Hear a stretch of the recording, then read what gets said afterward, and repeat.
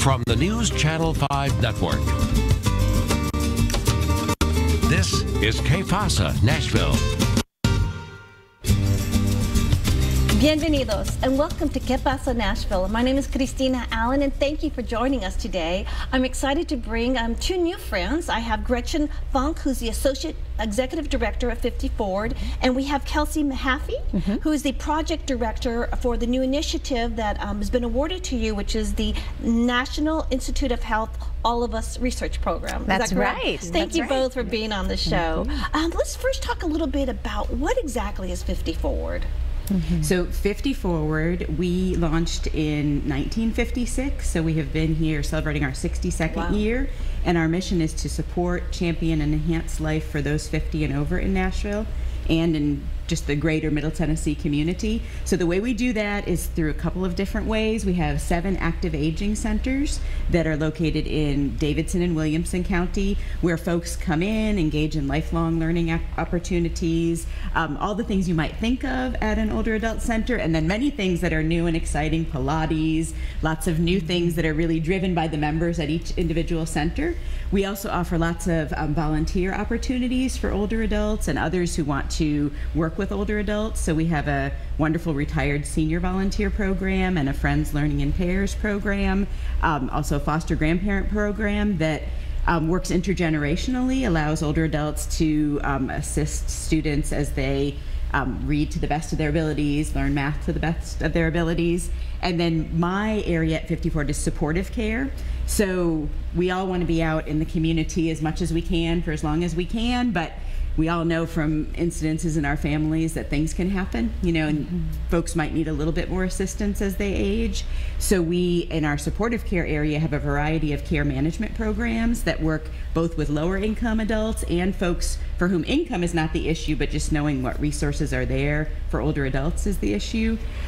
So we help connect to resources with all of our experience. We also have a Meals on Wheels program, an adult day service program. So there's a lot of programs. Lots of things, exactly. And keep going. As the population continues to get older but healthier and living longer, is it more or less, it's not an overnight, it's a day-long activities, correct? It's a day program.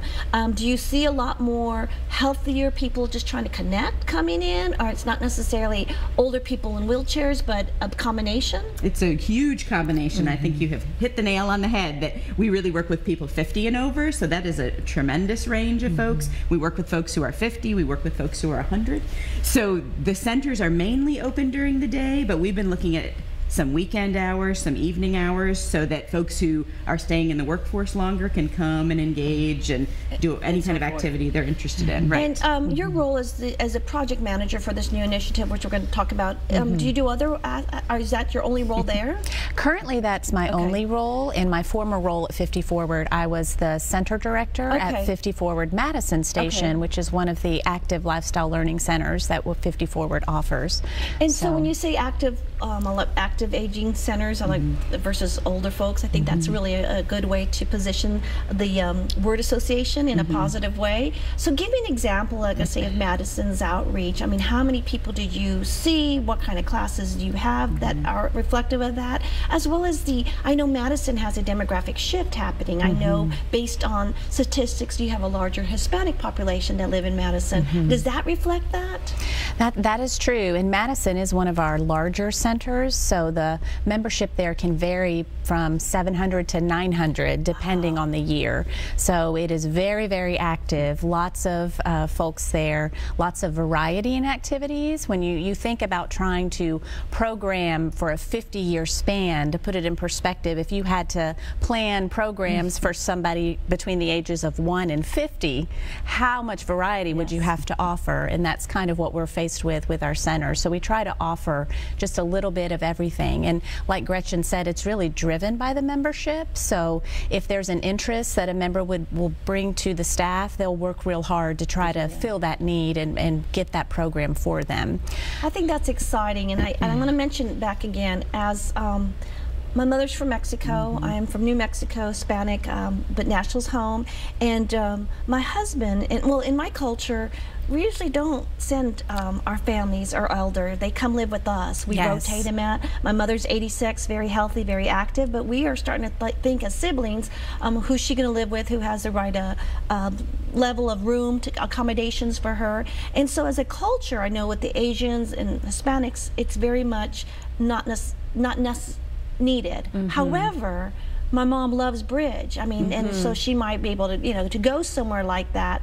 But do you find that as a challenge because it's still a new community, our Latinos and global community here, to understand that that you're an asset to them for quality of life for a child? I mean, and a sibling, a daughter, to help the parent.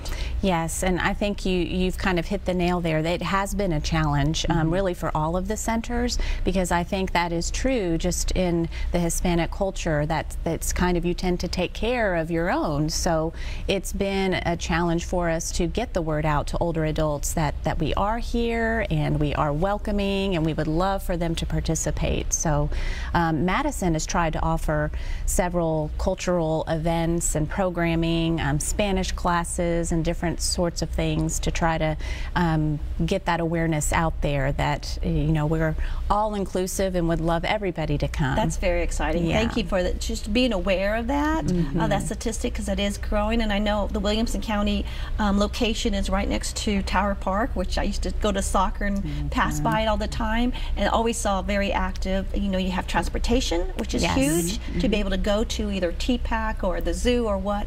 I'm sure that's very much an added value to your... It is huge. And Madison is one of the few centers that will offer transportation to the center itself. Okay. So twice a week they will go out into the community and pick up older adults for a very small fee and bring them to the center to participate. So that's a great benefit. Well, let's evolve into the conversation about the National Institute of Health and All of Us research project. Since you're the project manager, what exactly is this project? So back in 2014, there came an initiative out of the National Institutes of Health called the Precision Medicine Initiative. I just want to let you know, I love the name Precision Medicine. I know, it's great. It's a new term I keep hearing, precision, but love it what it means. It is a new term, and it was new to myself in this role. It wasn't one I was familiar with, not having a medical background. Sometimes you can hear it referred to as personalized medicine as well. But the National Institutes of Health has really recognized that our healthcare in this country is one size fits all, and they want to change that. They want to have more diversity in our treatments and our medications. You know, we're all different. Everybody's different. Men are not the same as women. Our bodies are different. And so it doesn't really make a whole lot of sense to have one size fits all with regards to our health care. You may have come across a person who's on a certain medication that might be so less effective for another person, and why is that? There's a lot of unanswered questions that we just really don't know because the research has not been geared towards diversity in the past.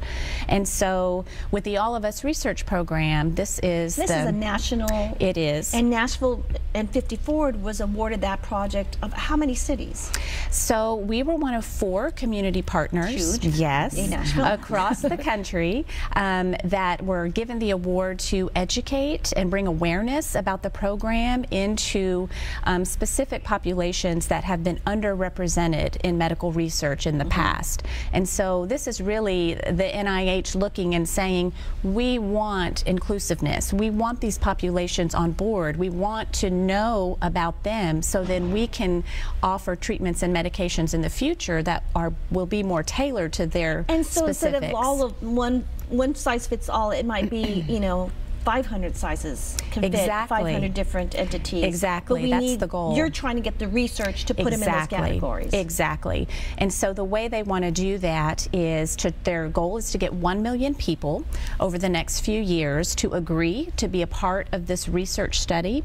And what that really will look like, it's kind of a permission to give over your health information. That information will then be collected into a giant database, if you can picture, So in the future, when researchers and scientists are wanting to study Alzheimer's, cancer, whatever ailment they want to study, rather than being limited to a tiny research study that they're all over the country, instead they will access this database of information of 1 million diverse Americans, and hopefully the outcomes of that will be more precision-based health care. All right, we're going to take a quick break, and we're going to continue to speak about the All of Us research project coming to Nashville and how maybe you can participate. Join us right back with Pasa Nashville.